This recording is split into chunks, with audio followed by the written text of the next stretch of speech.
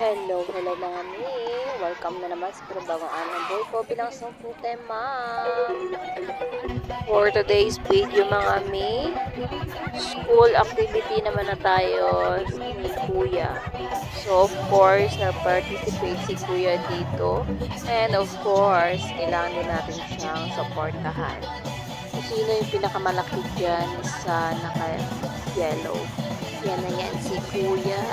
So, sa buong room kasi nila ay siya lang yung pinakamalaki. Kaya makikita mo talaga at mahanap mo siya agad. So, tara mga mi. So, tara na at samahan niyo ako panoorin ang school activities ni Kuya na sinalihan niya this month.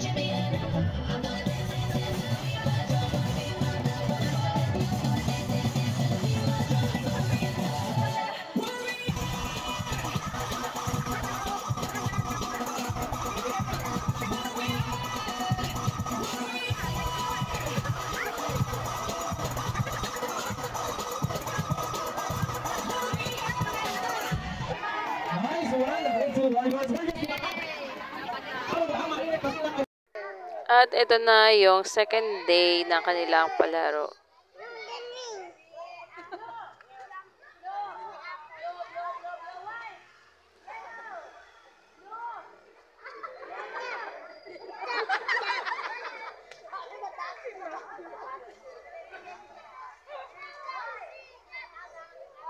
At sa ibang mga palaro ay hinayaan ko muna dun si Kuya na mag-participate. Nakikita ko, natatanaw ko naman siya dito. Dahil nga't kasama ko o si Ate Polly ay dito muna ako sa kanya mas malapit. Then sabay tinitignan ko din si Kuya. Ayan, ito yung next na pangatlong laro nila. So ayan. Of course, marami din mga stage mother dyan. Nakaagapay sa kanilang mga kiddos. Siyempre, kailangan nating supportahan kahit maliit na activities lang sa school ng ating mga kumaki. Nakita nyo naman dito si Ate Paul at willing-willing sa mga bata. Dito akala mo naman kakilala niya. Mas friendship talaga tong aking anakis. Nakita nyo naman, napaka-friendly kahit sino. Alam niyo mga mi, ay natutuwa yung mga bata sa kanya. Sabi nung isa, nagsasalita yung baby. Sabi nung mga grade 1 at saka grade 2 rin ito mga mi.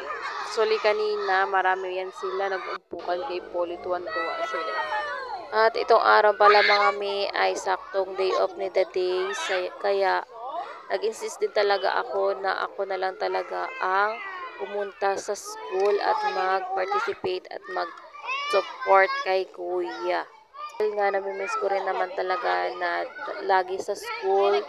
Dati kasi mga me ay araw-araw ko talaga hinahatid si Kuya sa school. Hatid sundo yan, yung si Polly pa lang yung bitbit na bitbit ko.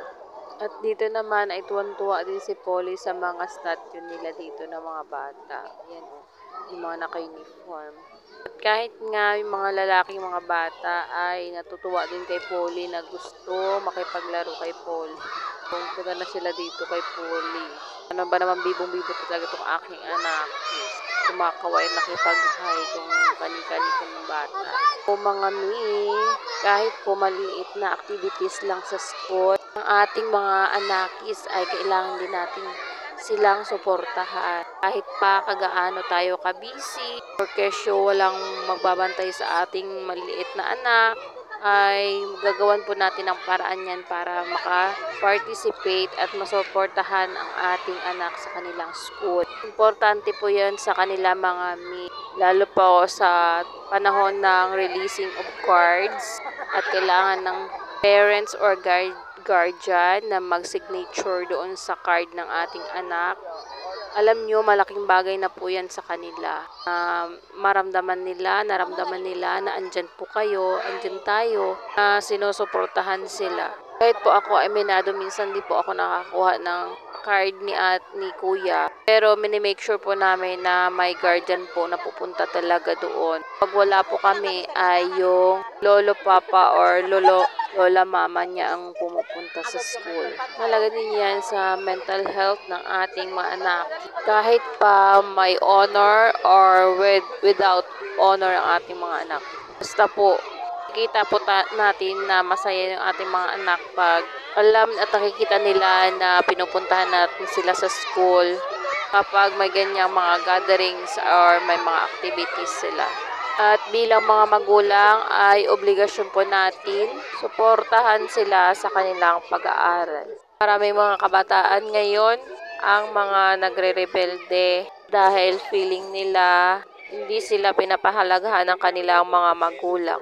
Minsan nga may nabasa ako na kahit ni minsan daw ay hindi siya pinuntahan ng kanilang mga magulang sa school or mag-attend man lang ng mga meetings sa mga releasing of cards. Kahit nga daw may honor siya noon, ay hindi man lang daw pumunta ang kanyang parents. So, ang laki ng nanakit at lungkot ng batang yon. At parang minsan sa buhay ko ay nakarelate din ako ng ganun. Sa aking buhay ay naranasan ko rin na ganyan na walang parents ang pumunta tuwing releasing of cards or meeting sa school, mga ganyan. So, ayoko rin iparanas yun sa aking mga anak. Yung mga bagay na naranasan ko noon. At kahit papaano ay kahit may bit-bit ako maliit na bata or may akay-akay ako na maliit na bata, makapunta lang sa school, okay lang. At para lang maka-attend sa mga school activities ng aming kuya. Kagaya po ng sabi ko, nakaka-epekto talaga yun sa mga mental health ng ating mga kiddos. Kaya po sa mga daddy, mommy out there, mga guardian natin, please po make sure na magkaroon po tayo ng time para po sa ating mga anak sa school nila. Ito po, maliit na activities lang yan, achievement ng ating mga anak, na andyan po tayo. And then, after school, syempre, may reward si kuya dyan. So, nakabukas itong mall, malaking mall dito sa amin. Kaya, sinama namin si kuya. At saktong-sakto naman ay mag-grocery na kami. Para naman kahit paano feel niya na may reward siya doon sa activities niya na sinalihan niya kanina. So, ayan mga hanggang dito na lang ang aking video for today. Thank you for watching. God bless!